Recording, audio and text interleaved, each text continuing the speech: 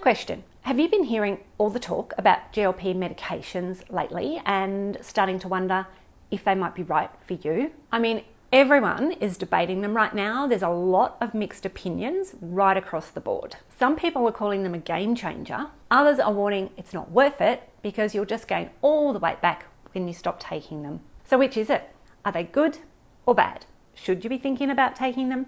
Well, the real question isn't either of those. Question to ask yourself, are they the right tool for me, or am I getting caught up in all the hype about a quick fix? Hi, I'm Wendy from Wendy's Way to Health, and I help post-menopausal women make sense of exactly this kind of thing so you can make decisions that actually work for your body. So let's unpack this together. First of all, it's not surprising if they're on your radar. GLP-1s are being talked about everywhere, the media, social media. We've all seen the Hollywood stars who are using them and the commentary and the opinions that go along with that. And now that they're becoming more and more mainstream, you might even know someone who's taking them. And that might make you quietly think to yourself, oh, maybe this could work for me too. Especially if you've been dieting on and off for most of your life and it feels like you still haven't quite found the thing that works.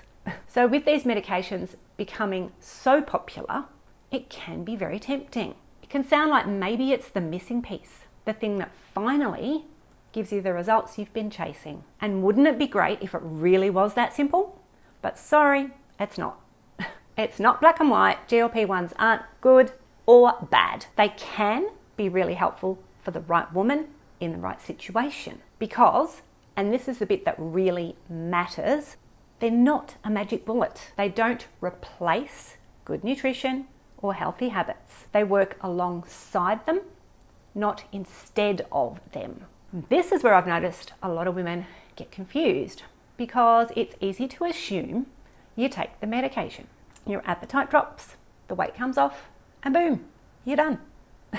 But no, it's not that simple. It's a little bit more nuanced than that. Because underneath it all, your body's needs haven't changed. You still need to be eating properly, not just less overall, but enough of the right nutrients, especially protein. Because when you lose weight, you don't just lose body fat, you lose muscle as well. And for postmenopausal women, this is a big deal. You'll hear me talk about muscle a lot because after menopause, if you're not actively working to build and maintain muscle, you're losing it, which leads to things like your metabolism slowing down, losing strength, balance, and independence as you get older. And nobody wants that. Plus, your daily habits still matter as well, because at some point you'll either come off the medication or you'll need to maintain your results alongside it. This is why I always bring my clients and members back to the same foundations: how you eat, how you train, and how you recover. Because as boring as it might sound, it's that day-to-day repetition that gets you results over time. At the end of the day, it's not as simple as take a medication and magically lose body fat. It's about the support you're giving your body while that's happening. And I know this might sound a bit backwards, but the medication doesn't fix your bad habits or create good ones. In the same way that you can't out-exercise a bad diet, you can't out-medicate bad habits either. We've actually seen this before years ago with weight loss surgery. The tool itself worked, but without the habits to go along with it, a lot of women found themselves right back where they started. And this is really the same conversation we need to be having about these GLP-1 medications. So I think it's really important at this point to say, it isn't my job to tell you whether you should take them or not.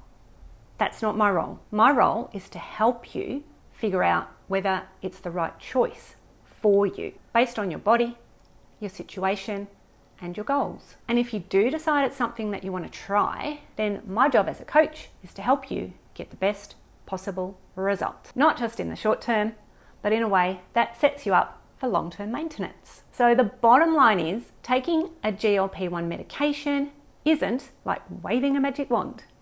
If you choose to use one, you still need to do some work, set yourself up for the best possible outcome. Not just now, but for the long haul. So with all that being said, thanks for watching, and I would really love to hear where you're at with this. Have these medications caught your attention? Have you looked into them?